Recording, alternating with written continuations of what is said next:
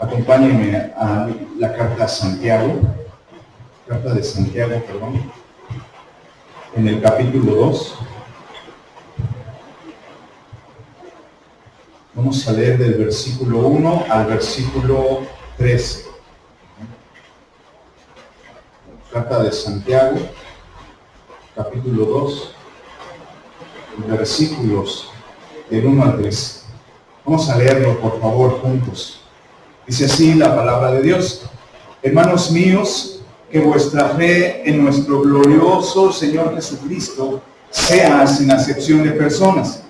Porque si en vuestra congregación entra un hombre con anillo de oro y con ropa espléndida, y también entra un pobre con vestido andrajoso, y miráis con agrado al que trae la ropa espléndida, y le decís, siéntate tú aquí en buen lugar, y decís al pobre, estate tú allí en pie, o siéntate aquí bajo mi estrado, ¿no hacéis distinciones entre vosotros mismos y venís a ser jueces con malos pensamientos? Hermanos míos amados, oíd, ¿no ha elegido Dios a los pobres de este mundo para que sean ricos en fe y herederos del reino que ha prometido a los que le aman? Pero vosotros habéis afrentado al pobre. ¿No os oprimen los ricos y no son ellos los mismos que os arrastran a los tribunales? ¿No blasfeman ellos el buen nombre que fue invocado sobre vosotros? Si en verdad cumplís la ley real, conforme a la Escritura, amarás a tu prójimo como a ti mismo, bien hacéis. Pero si hacéis acepción de personas, cometéis pecado y quedáis convictos por la ley como transgresores. Porque cualquiera que guardare toda la ley, pero ofendiere en un punto, se hace culpable de todos. Porque el que dijo, no cometerás adulterio, también ha dicho, no matarás. Ahora bien, si no cometes adulterio, pero matas, ya te has hecho transgresor de la ley. Así hablar y así hacer, como los que habéis de ser juzgados por la ley de la libertad. Porque juicio sin misericordia se hará con aquel que no hiciere misericordia, y la misericordia triunfa sobre el juicio. Gracias, familia. Gracias. Tome su lugar. Gracias.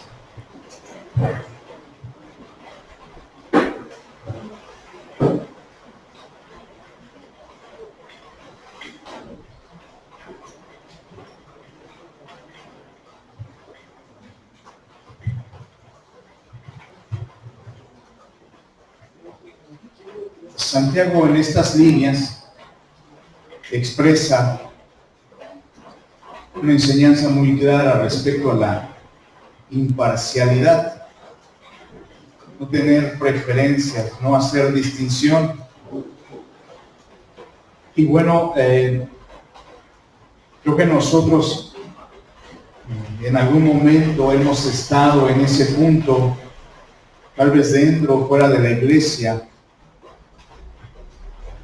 donde entramos en duda en elegir, en favorecer a alguien o algo.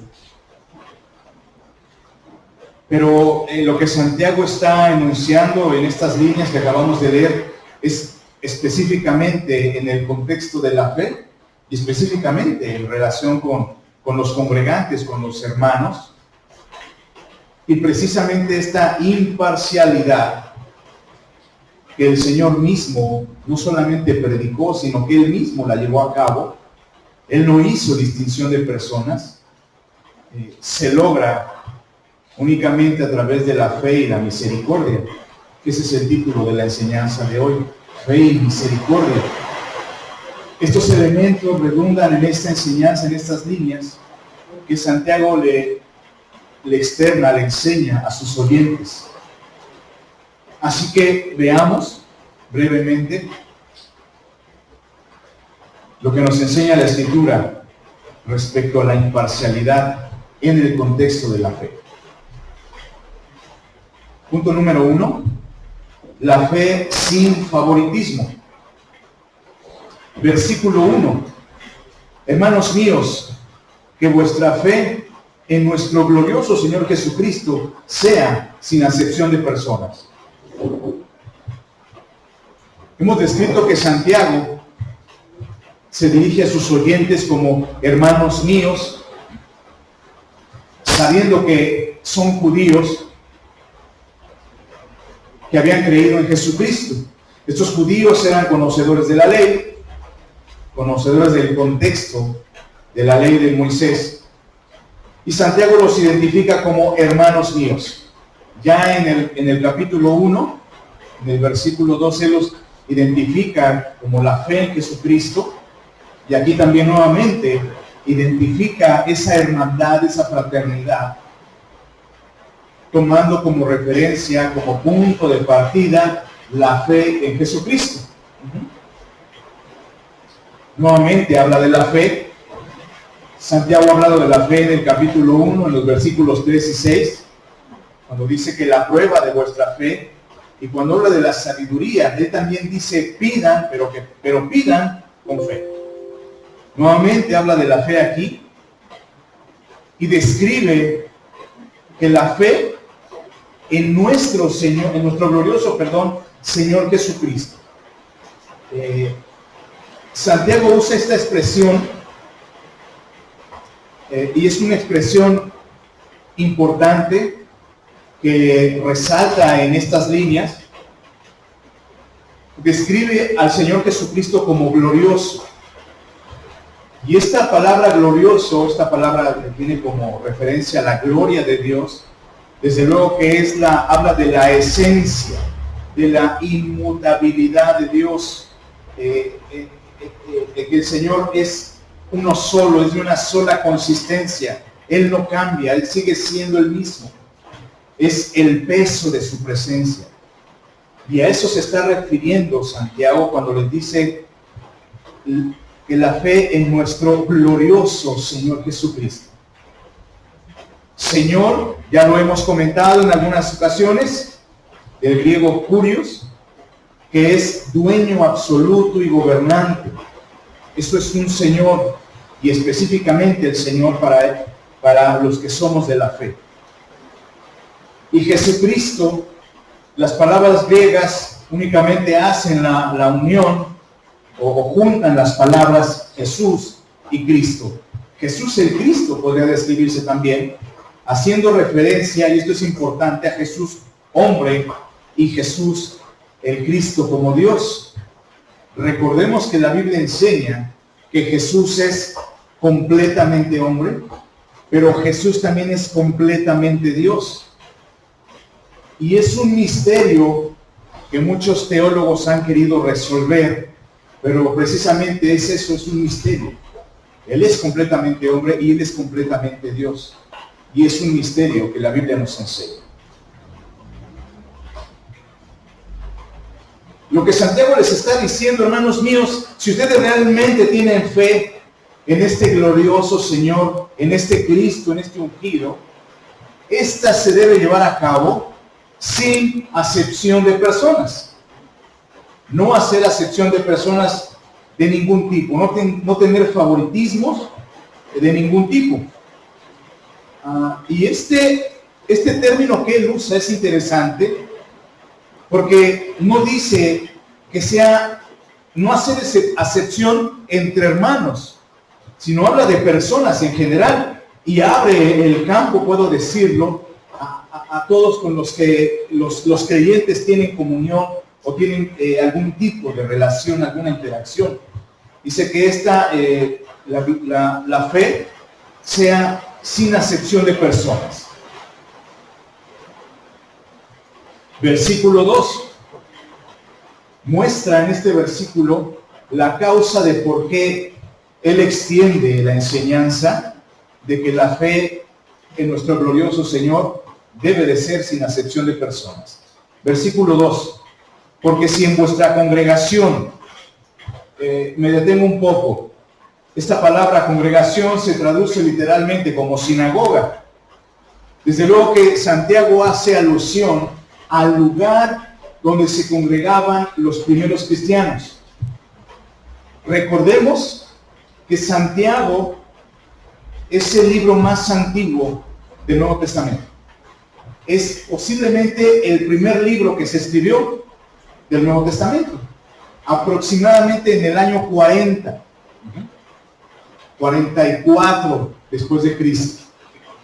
Históricamente esto es importante, este dato es importante porque recordemos que después de la resurrección del Señor, después del Pentecostés, después de que la iglesia comenzó a consolidarse, vino la persecución.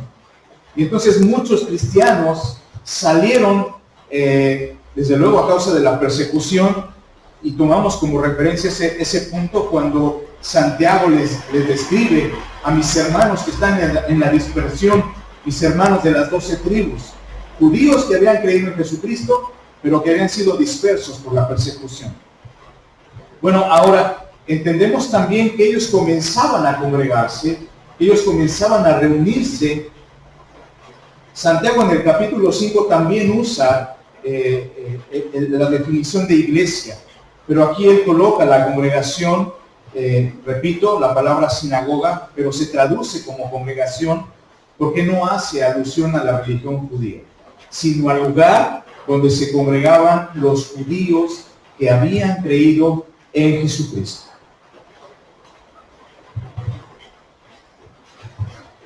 Dice, si en vuestra congregación entra un hombre con anillo de oro y con ropa espléndida, y también entra un pobre con vestido andrajoso. Santiago hace una comparación, un contraste, no una comparación, un contraste muy claro. Dos personas. Un hombre con anillo de oro y con ropa espléndida. Ahora, en este tiempo de la predicación hay evidencia histórica que las personas pudientes, las personas que tenían, que eran acaudalados, que tenían muchos bienes, que tenían muchas riquezas, no tenían un anillo, tenían muchos anillos. Ellos solían ponerse un anillo en cada dedo, y los anillos además eran de oro. Eso era evidencia de que ese hombre era un hombre rico. Al verle la mano, ya no le veían los pies, sino la mano, decía, este es de los buenos, este que se ven para acá. Pero además hace alusión también a la ropa espléndida. Mantos largos, ropa adornada, ropa costosa. Esa es la alusión que está haciendo Santiago. Pues una persona rica en esos tiempos vestía elegantemente, pero además tenía muchos anillos de oro en las manos. Ahora el contraste, y entra un pobre con vestido andrajoso. Pues hay, no sé, con ropa hay más o menos, ¿no? Y este término andrajoso también se traduce como desarrapado, desgastado, incluso roto. Bueno, esa es la comparación que Santiago hace. Versículo 3. Y miráis con agrado al que trae la ropa espléndida y le decís, siéntate tú aquí, en un buen lugar. Y decís al pobre, estate tú allí de pie o siéntate aquí bajo mi estrado. Esa es la comparación que hace, hablando de la diferencia que evidentemente estaban haciendo algunos cristianos. Cuando llegaba ese hombre bien vestido, con anillo, le decían, ven, siéntate tú aquí hasta adelante. Bueno, la evidencia de las sinagogas, de las congregaciones, es que ciertamente había lugares principales. Los judíos, antes de la persecución, los fariseos, los intérpretes, los sacerdotes ocupaban esos lugares en las sinagogas. Recordemos que en el tiempo del silencio, que muchos lo conocemos, los 400 años, desde la última predicación profética de Malaquías hasta que vino a predicar Juan el Bautista, en ese periodo de tiempo surgieron las sinagogas que se diseminaron por todo el territorio judío. Ya no se reunían solamente en el templo, sino en las sinagogas también. Bueno, Estas sinagogas tenían lugares principales, tenían algunos lugares generales y la mayoría, esto es interesante, la mayoría de los asistentes estaban de pie. Y muchos más lo que hacían era sentarse en el suelo. Así que si tenemos sillas, somos afortunados. Esta es la distinción que está haciendo Santiago para expresar que algunos creyentes veían a alguien y decían, este es de los buenos, siéntenmelo aquí. Ahorita le voy a hablar bonito y se quede con nosotros. Y háganlo, atiéndanlo por favor. Y aquel que venía andrajoso, quédate ahí, ahí estás bien, mira, ahí no me estorbas, ahí quédate. O le decía, o siéntate aquí, no me hagas ruido porque me vas a distraer a la gente. La alusión es esta, que muchos estaban de pie, o muchos se sentaban literalmente en el piso. Versículo 4. ¿No hacéis distinciones entre vosotros mismos? ¿Y venís a ser jueces con malos pensamientos? Expone una verdad y ahora con una pregunta retórica los lleva a reflexionar y les pregunta, ¿no hacen distinciones entre ustedes mismos? La respuesta evidente a esta pregunta es sí. Ellos están haciendo división en la iglesia, entre los creyentes. Santiago describe que esta acción está dividiendo, que está creando incluso duda, y desde luego es pecado, porque atenta directamente contra los asistentes, pero también contra ellos mismos como parte de la congregación, como parte del cuerpo de Cristo, como parte de quienes el Señor ha rescatado. Santiago les expone esta verdad y los hace reflexionar preguntándoles, ¿no se dan cuenta que están haciendo división? La manera en la que ustedes tratan distintiva, favorecen a algunos y a los demás los tratan con desprecio. Están ustedes atentando contra la integridad del cuerpo de Cristo. Y podemos hacer una pausa aquí para preguntarnos, ¿nosotros hacemos algún tipo de distinción? Hace ya algunos domingos, nuestro hermano predicaba y mencionaba algo en el texto acerca de aquellas personas que son diferentes físicamente. La sociedad les llama discapacitados, yo llamaría con diferencias físicas, porque a veces ellos hacen más que nosotros. A veces una persona que tiene diferencias físicas se esfuerza más, logra más que alguien que tiene todos sus sentidos. Y mi hermano compartía eso, que en el tiempo bíblico la gente menospreciaba a los ciegos. Regularmente un ciego en ese tiempo extendía la mano y había quienes les ponían cosas calientes para quemarlos, para humillarlos, para despreciarlos. Y es necesario reflexionar, iglesia. ¿Hoy hacemos diferencia nosotros entre los congregantes? Precisamente la evidencia es que ellos se estaban fijando en la apariencia. ¿Qué tan dados somos nosotros a fijarnos en el exterior? Si trae Casimir, sí le voy a hablar. No, si trae roto el zapato, me va a pedir dinero, mejor no me acerco. ¿Qué tanta distinción hacemos? Es cierto que estamos aquí reunidos por la fe, todos venimos de diferentes contextos. Y eso no debe influir en nuestras relaciones. Tanto la edad, el contexto económico, hermanos. Soy pudiente, no me acerco a los que no son pudientes. Es que yo tengo una maestría. No, ese hermano se ve que no acabó, mejor de este lado. ¿Qué tanta distinción hacemos como congregantes, como creyentes entre el cuerpo de Cristo? ¿Qué tanto tenemos esa disposición de interactuar? Esa es la aplicación.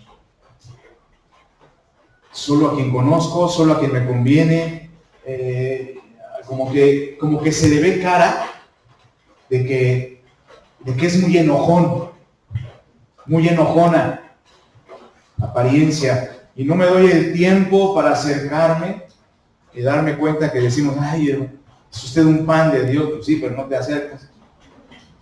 Es usted un pan de Dios. Reflexionemos en eso, hermanos. Punto número 2. El rechazo de lo establecido por Dios. Versículo 5. Hermanos míos, amados, oíd. Santiago quiere enfatizar la reprensión, desde luego, pero lo hace como un acto de amor. Y les dice así: hermanos míos, amados, escúchenme, por favor. Aquí es donde la Escritura, precisamente las palabras, hablan y expresan el sentir del autor. Hermanos míos, amados, escúchenme. Esta palabra oír es un imperativo, es un, por favor, pónganme toda su atención. Eso es lo que expresa esa palabrita pequeñita de 3 letras en el contexto, en el idioma original griego. Escúchenme. Pero Santiago enfatiza el amor. Hermanos, se están equivocando. Pero por favor, escúchenme. Pónganme toda su atención. Y les hace una pregunta. Nuevamente, donde la respuesta es evidente, una pregunta retórica. Les dice: ¿no ha elegido Dios a los pobres de este mundo para que sean ricos en fe y herederos del reino que ha prometido a los que le aman? La respuesta evidente es sí. Hermanos, es necesario recordar que desde el Antiguo Testamento se puede apreciar la atención, el enfoque, el cuidado que Dios tiene para con los menos favorecidos, para con aquellos que son menos pudientes. Y literalmente la palabra describe los pobres.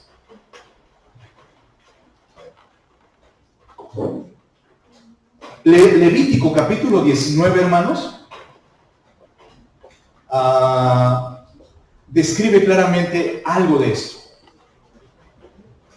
¿Cuál es la muestra de esto? Levítico describe, hermanos, que cuando una persona, a causa de su escasez, empeñara su manto para poder tener alimento, para poder pasar el día, dice: puedes empeñar tu manto. Y él recibía dinero o provisión. Y la ley establecía, dice: cuando se ponga el sol, si tu hermano no ha podido pagarte, devuélvele su manto, porque es lo único que tiene para dormir. Y era la ley. ¿En qué mostraba eso el Señor? Que Él no quería que una persona de escasos recursos se fuera a dormir con frío. Porque recordemos que en la geografía en Palestina, el clima es un poco extremo. En el día hace un poquito de calor pero en las noches hace un poquito de frío. Y precisamente sus mantos eran algo así como térmicos. Bueno, ese es el contexto, hermanos. Y hay muchas más evidencias bíblicas donde el Señor expresa su cuidado por los pobres.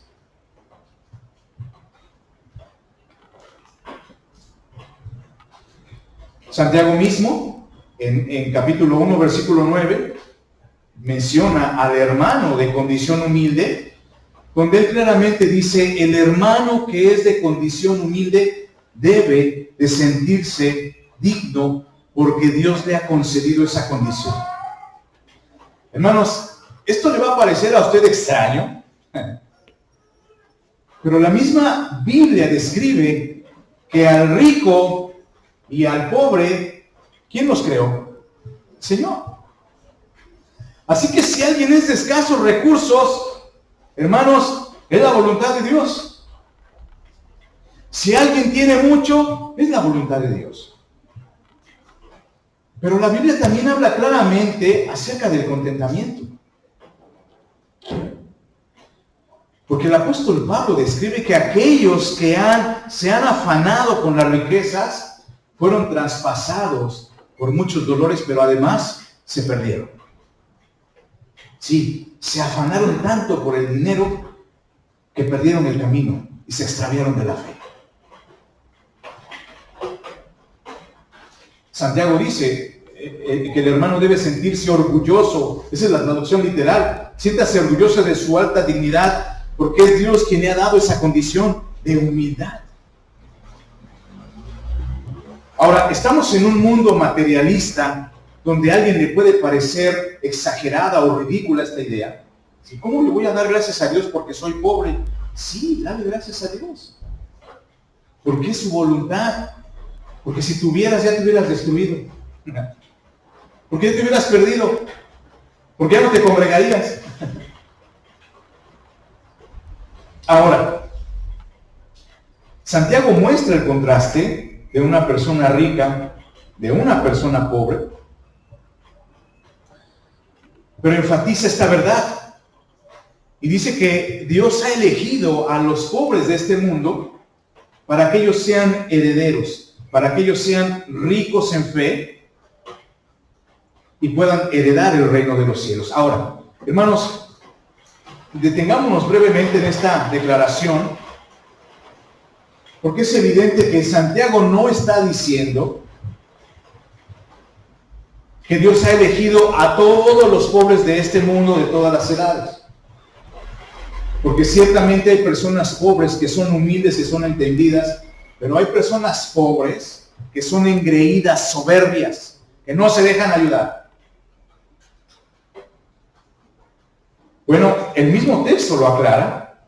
Dice, no ha elegido Dios a los pobres de este mundo para que sean ricos en fe y herederos del reino que ha prometido a los que le aman. Entonces, si sumamos esta característica o esta línea que describe, este adjetivo dice a los que le aman. Entonces, Santiago está describiendo que Dios ha elegido a los pobres que aman a Dios. No todos le aman. No todos los pobres aman a Dios. No todos los pobres buscan al Señor. Hay personas pobres, repito, que están llenas de soberbia y que solamente quieren que les des, tristemente. Sí, no tengo, solamente dame de comer. No quiero saber de la Biblia. Solamente regálame un taco de comida y se acabó. Mira, nada más dame una moneda y ya no te molesta. Bueno, el mismo texto aclara esto. Así que en este mundo hay muchos pobres. Y la Biblia enseña que Dios tiene cuidado de todos. Pero no todos quieren acercarse. Y Santiago está mencionando esto porque está describiendo precisamente a los pobres que forman parte de la comunidad de la fe. A los pobres que han creído en Jesucristo. Y el mismo testimonio de la Biblia, hermanos, muestra que la gran mayoría, escúcheme bien, la gran mayoría de los primeros cristianos, la iglesia de los primeros días, la gran mayoría eran pobres. La gran mayoría. A tal grado que los que tenían, ¿recuerda usted? Capítulo 2, comenzaban a vender todo para darles a los que no tenían. Sorprendente. Tenían todas las cosas en común. Compartían todos los días el pan en las casas. ¿Cómo resolvieron ese problema o ese obstáculo de la pobreza? Dando. Aleluya. La iglesia de los primeros días estaba formada mayormente por pobres. Y evidentemente Dios, dice, los ha elegido. Ahora, cabe mencionar que también este versículo habla de la elección y dice que para que sean ricos en fe. Y recordemos que la fe, hermanos, no es un mérito humano. El apóstol Pablo en la carta a los Romanos dice que la fe es un don de Dios. ¿Cuál es el mérito que tienen estos pobres? Ninguno, más que la elección de Dios.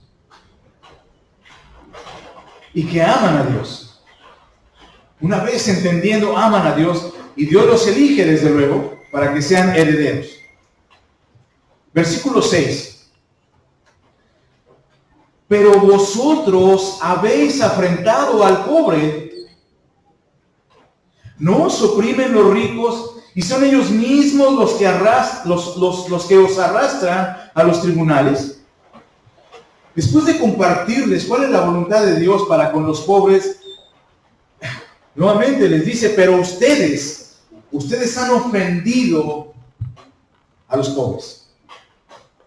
Y es evidente que les está diciendo, ustedes han rechazado y han ofendido a los elegidos de Dios. Se están metiendo en problemas. Ustedes se están metiendo en problemas. Porque están despreciando a quien Dios ha elegido. Ustedes están rechazando a quien Dios ha salvado. Ustedes están menospreciando a aquellos en quien Dios ha invertido su sangre preciosa. Veamos la magnitud del problema, hermanos. No es mínimo, no es pequeñito, es un pecado grave que vamos a ver a continuación. Y si ustedes están haciendo distinción, están siendo favoritistas, ustedes tienen preferencias por los ricos. ¿Y saben qué? Están menospreciando a aquellos a quienes Dios ya ha elegido para que sean herederos. Se están metiendo ahora sí con los hijos de Dios. Estaban en problemas. Es lo que les estoy expresando. Pero también les muestra lo engañoso de su comportamiento, la falacia de su comportamiento. Les pregunta, ¿no os oprimen los ricos y son ellos los mismos que os arrastran a los tribunales? O sea, ¿no se dan cuenta? Además de que ustedes están metiendo en problemas con Dios, esos ricos que ustedes les ponen la alfombra roja, son los mismos ricos que los están ustedes oprimiendo, explotando, es la traducción literal, y que además los arrastran a los tribunales para seguirlos explotando. Ahora, aunque hay muy pocos datos, Santiago mismo en el capítulo 5 describe que los ricos retenían el salario de los jornaleros y les declara un juicio de parte de Dios. Ahora, ¿qué nos dice esto?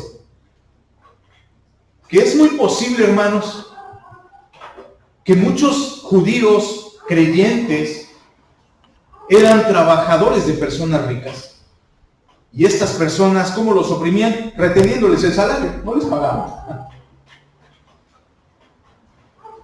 Y si unimos estas ideas, Santiago les está diciendo, aparte de que no les pagan, ustedes todavía les están haciendo la barba, como decimos coloquialmente.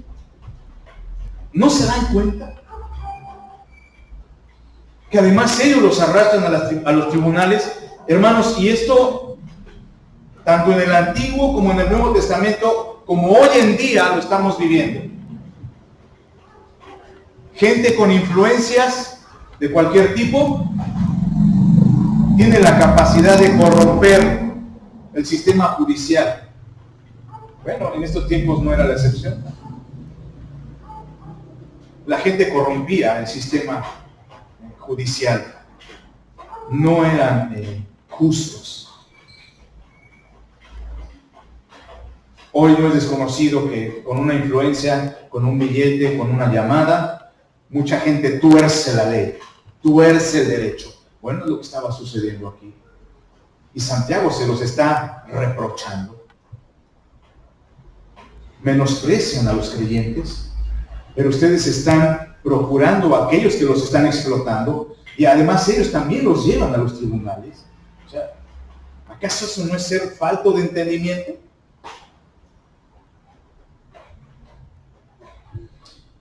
Ese es el problema que estaban enfrentando los creyentes, hermanos, que dirigían, que hacían distinción en la congregación. Estaban enfrentando, despreciando, rechazando a los pobres.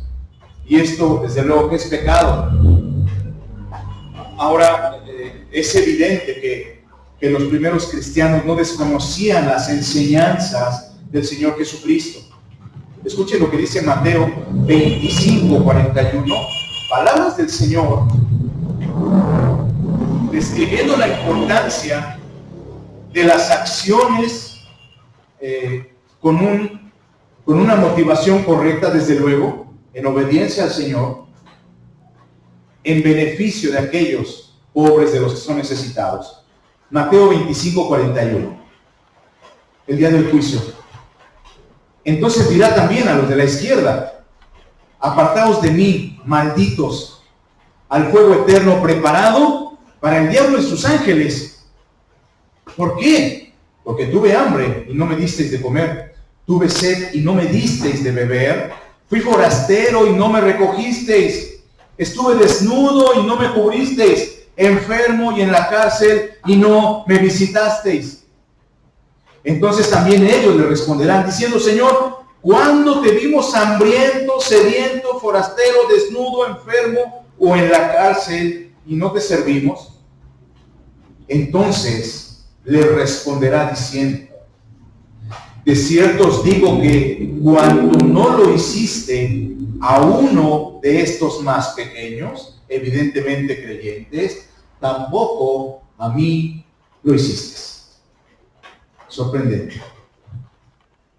Cuando el Señor manda a sus apóstoles a predicar, les da claras instrucciones y les dice: el que no lo recibe a ustedes, no me está recibiendo a mí, y el que no me recibe a mí, no está recibiendo al Padre. Bueno, esto similar sucede aquí. Dice, aquellos creyentes que tienen necesidad y no son ayudados, es como si no se lo hicieras a Jesús mismo. Sorprendente, hermanos. Increíble. El valor, el peso que Él le da a los creyentes pobres. Y esto nos tiene que hacer meditar a nosotros. Versículo 7. ¿No blasfeman ellos el buen nombre que fue invocado sobre vosotros? Por si todo esto fuera poco, que los explotaban y ellos seguían asistiendo, ellos seguían favoreciendo a los ricos. ¿No se dan cuenta que estos ricos a los que ustedes favorecen, aquellos que les dan los primeros lugares, dice, ellos blasfeman el buen nombre que fue invocado sobre vosotros? Además de ricos y explotadores, blasfemos, maldicientes del nombre. Los mismos ricos que los explotaban, les robaban y los llevaban a los tribunales, eran los mismos que insultaban y maldecían el nombre de Dios. Que desde luego el Señor, el nombre de nuestro glorioso Señor Jesucristo. Y es evidente que los creyentes escuchaban esto, estaban presentes allí cuando esto sucedía. Dice, ¿eso no les causa algún tipo de incomodidad? ¿Eso no mueve sus entrañas? Que la gente maldiga, se burle, blasfeme el nombre de Dios. ¿Y ustedes están allí? Favoreciéndolos. ¿Ustedes están allí?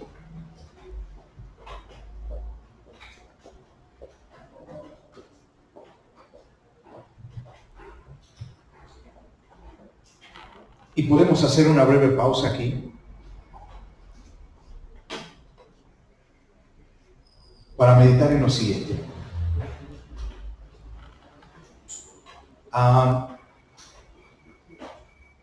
¿Qué tanto tiempo invertimos hablando de aplicación de esto?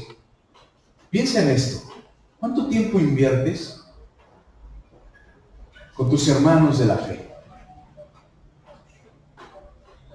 Ahora medita, ¿cuánto tiempo inviertes con personas que blasfeman el nombre de Dios? Tal vez no te están explotando, pero sí convives con personas que se burlan. ¿No sería esto motivo para que tú te esfuerces en invertir más tiempo con tus hermanos en la fe? ¿No debería ser esto motivo para que tú te alejaras de esos círculos donde la gente se ríe, se burla, donde te dicen, ahí viene el padrecito, ahí viene la madrecita, o cosas así, donde hacen chistes de la fe? ¿No sería motivo, conforme a la enseñanza bíblica, de que tú te alejes o consideres qué amistades tienes? Y te esforzaras por tener amistades dentro del cuerpo de Cristo y alejarte de los blasfemos. ¿No es esa la enseñanza bíblica?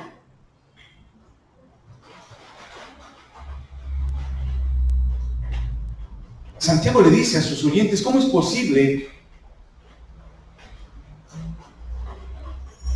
que prefieran estar atendiendo a gente blasfema, gente maldiciente? Ahora, el texto es muy claro, hermanos. Santiago no está juzgando a los ricos, a los blasfemos. La Biblia enseña que a ellos los juzgará Dios. Santiago está instruyendo a la iglesia. ¿Cómo es posible que inviertas más tiempo estando con un blasfemo y a tus hermanos que tienen necesidad ni los pelas? Prefieres estar allí en la convivencia y tu hermano que está pasando tribulación, no eres capaz de llamarle para decirle, hermanito, ¿cómo estás? Hola. ¿Acaso no nos encontraremos en la misma posición? ¿Acaso no estaremos repitiendo la misma conducta de estos creyentes que eran favoritistas? Que preferían invertir tiempo, atención, desgastarse por atender a gente blasfema, gente incrédula,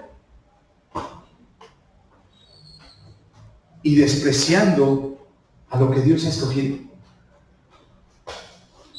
Bueno, meditemos en ello. Versículo 8. Si en verdad cumplís la ley real, conforme a la Escritura, amarás a tu prójimo como a ti mismo, bien hacéis.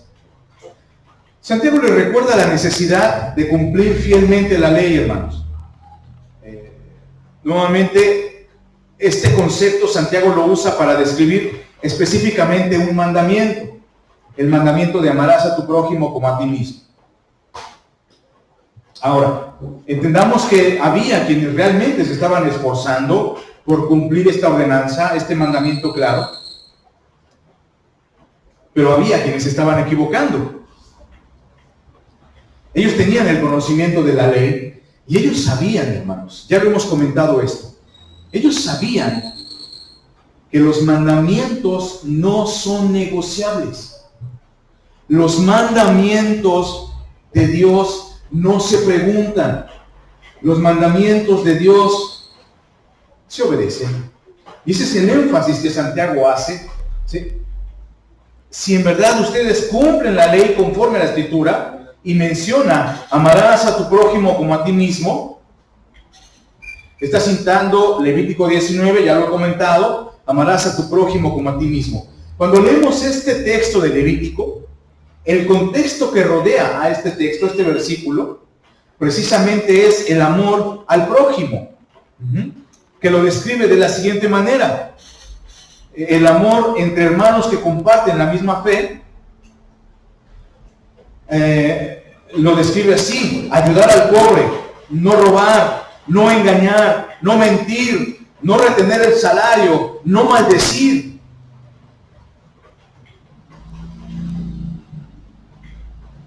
Y todo esto es lo que rodea Levítico 19. Ahora, también describe no chismear, no atentar contra la vida, no aborrecer, no guardar rencor y no participar del pecado de tu hermano. Eso es amar al prójimo como a ti mismo. Dice, sino que razonarás con él, lo reprenderás para que ya no peque y también para que tú no participes de su pecado. Eso es lo que está enseñando Santiago. La solución es corregirlo con amor. Santiago lo está expresando así: quien hace esto, hace lo correcto delante de Dios. Quien ama a su prójimo, está haciendo lo agradable delante de Dios. Versículo 9. Pero si haces acepción de personas, cometéis pecado. Hermanos, si ustedes aman a su prójimo, están cumpliendo la ley. Pero si ustedes están participando de este favoritismo, están cometiendo pecado. Es lo que le está diciendo Santiago. Continúa diciendo en el versículo 9: y quedáis convictos por la ley como transgresores.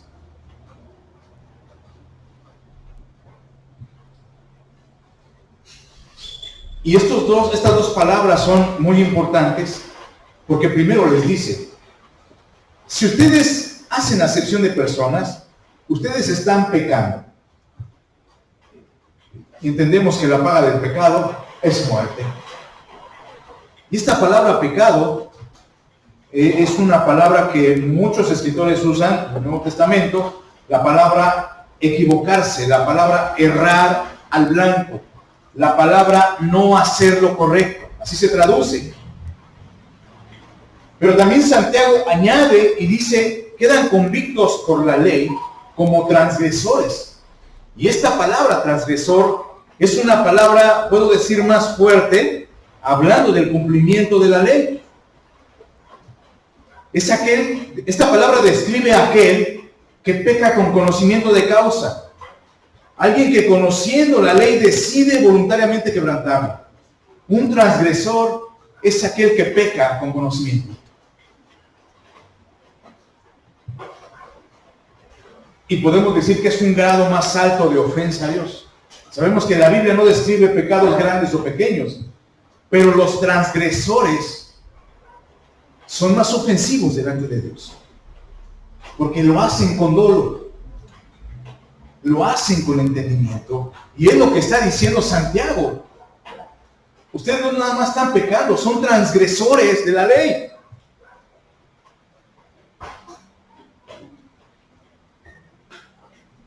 Y están quebrantando la misma ley. Les muestra la condición y les da la solución. Punto número 3. La misericordia siempre triunfa. Versículo 10. Porque cualquiera que guardare toda la ley, pero ofendiere en un punto, se hace culpable de todos. Santiago describe que cualquier persona que se esfuerce en llevar a cabo toda la ley al pie de la letra, pero falla en un solo punto, se hace culpable de toda la ley. Es igual de culpable que aquel que no hace nada al respecto. Continúa describiendo, versículo 11, porque el que dijo, no cometerás adulterio, también ha dicho, no matarás. Ahora bien, si no cometes adulterio, pero matas, ya te has hecho transgresor de la ley. Santiago, para ilustrar esta verdad, cita dos mandamientos de la ley de Moisés, que lo encontramos en Éxodo y Deuteronomio. Cita, no cometerás adulterio y no matarás. Ahora, estos dos mandamientos captan mucho la atención de los oyentes, porque conforme a la ley, escúcheme bien, conforme a la ley de Moisés, quien mataba tenía que morir. Quien cometía adulterio tenía que morir. Estos dos pecados o estos dos mandamientos, quien los infringía, el castigo, la paga era la muerte. No había discusión. El homicida y el adúltero eran muertos inmediatamente, y además de otros asuntos. Pero Santiago cita estos dos ejemplos, desde luego para captar la atención de los oyentes, porque evidentemente estos dos mandamientos ellos los conocían y sabían que quien los transgredía recibían como pago la muerte.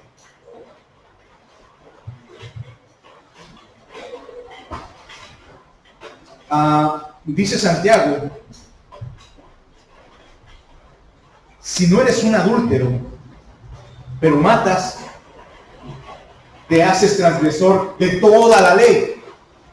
Vas a ser juzgado como si hubieras infringido todos los mandamientos.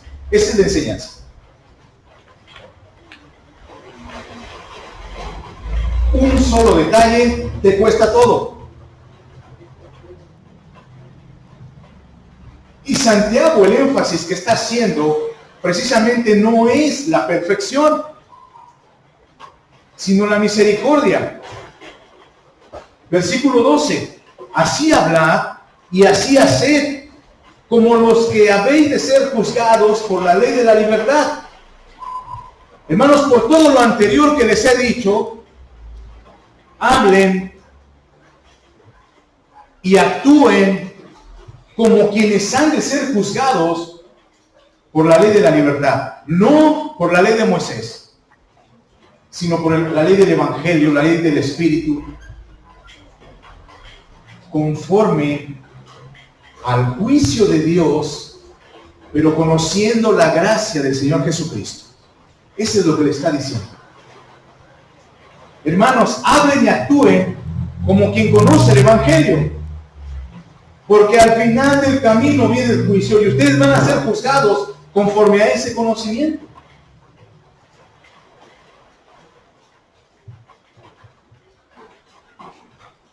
Y aunque esta carta de Santiago, como he comentado, es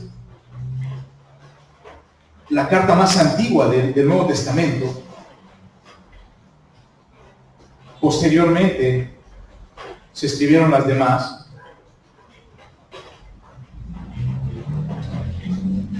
El apóstol Pablo muestra que los creyentes, los verdaderos cristianos, sí vamos a comparecer delante de Jesucristo en el tribunal. Sí vamos a comparecer. Pero no para ser juzgados si somos salvos o no, sino para que sean juzgadas nuestras obras, para ver si realmente lo que hicimos tiene un valor delante del Señor. El apóstol Juan describe el trono blanco, y ese juicio es para declarar culpables. Pareciera irónico, hermanos, pero quien vaya al juicio del trono blanco conforme a la Escritura, va a ser exclusivamente para ser declarados culpables. No es para otra cosa. Y repito, yo sé que esta revelación vino después, pero cuando nosotros leemos la enseñanza en los evangelios, la vida y obra de Jesucristo, sí el Señor les anticipa de un juicio, Sí, el Señor ha enseñado, que es el conocimiento que a Santiago le había instruido, incluso, hermanos, en el Antiguo Testamento, los verdaderos creyentes, como el rey David, Salomón, tenían conocimiento de la vida eterna. Ellos sabían que había algo más. Abraham, ellos sabían que había algo más para los verdaderos hijos de Dios. Y bueno, Santiago les dice, viene un juicio y ustedes van a ser juzgados conforme a la ley de la libertad. Versículo 13. Porque juicio sin misericordia se hará con aquel que no hiciere misericordia, y la misericordia triunfa sobre el juicio.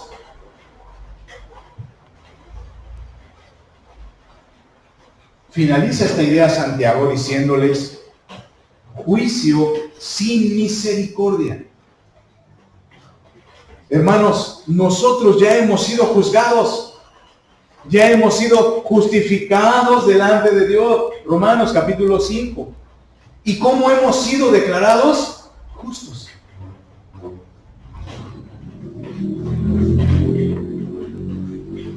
Ya hemos sido juzgados. Pero Santiago lo que quiere remarcar, lo que quiere enfatizar, es que tiene un juicio sin misericordia para aquel que no lleva a cabo la misericordia con sus semejantes.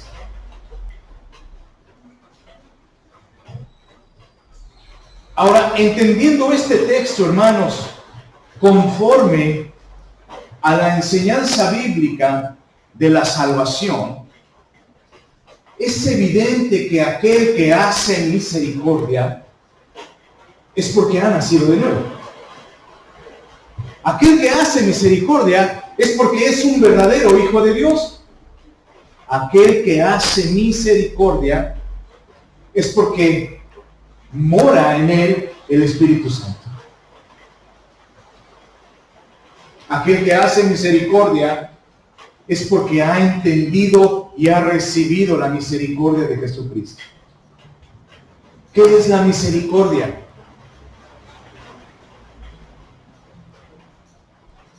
La misericordia que el Señor ha derramado en nosotros, hermanos, que continuamente la describe la palabra.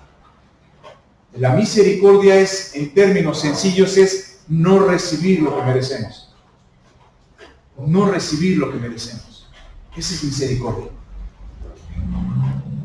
¿Qué merecemos por nuestros pecados? El infierno. Esa es misericordia. No ir al infierno y ser salvados por Cristo.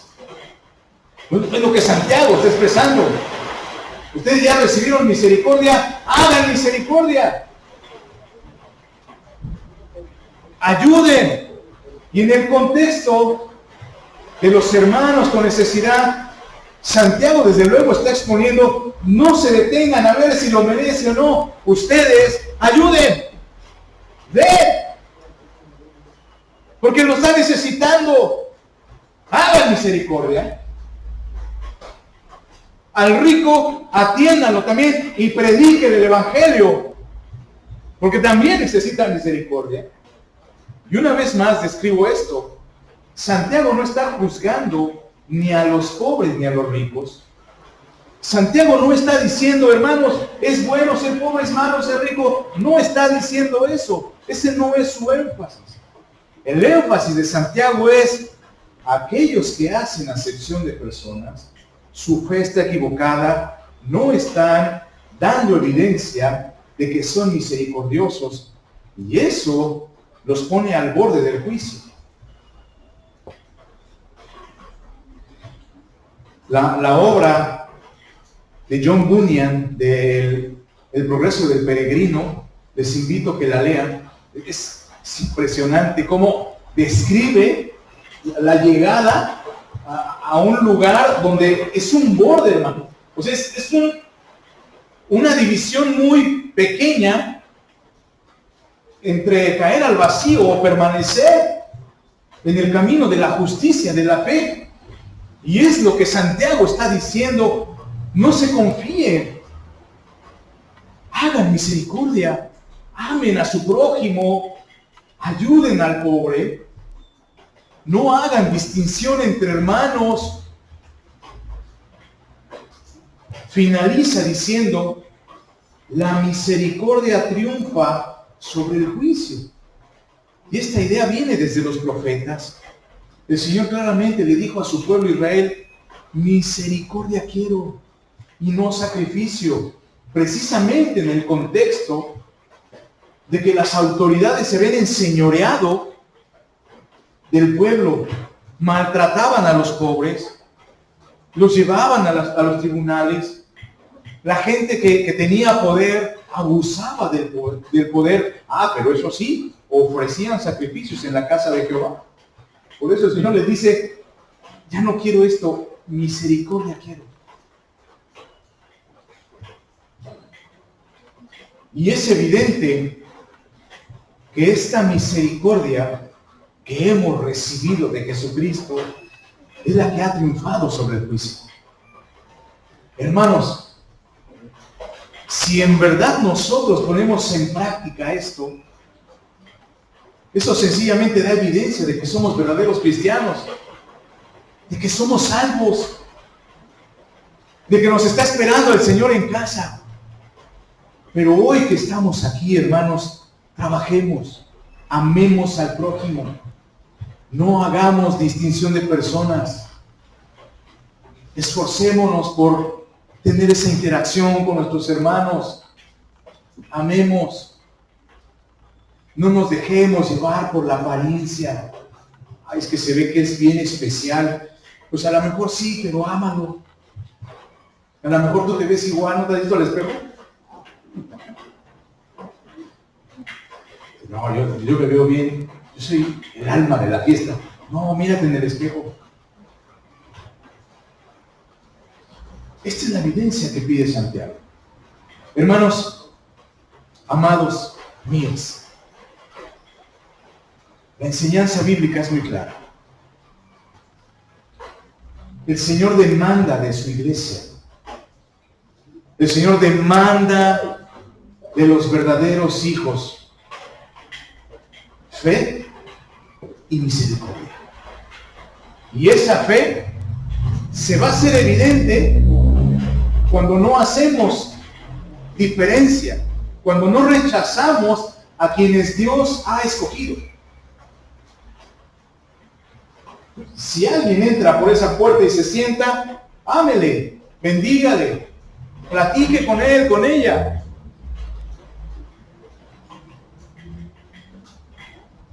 La iglesia tiene la autoridad para predicar y para bendecir, pero lo que la iglesia no tiene es la autoridad para desechar a nadie.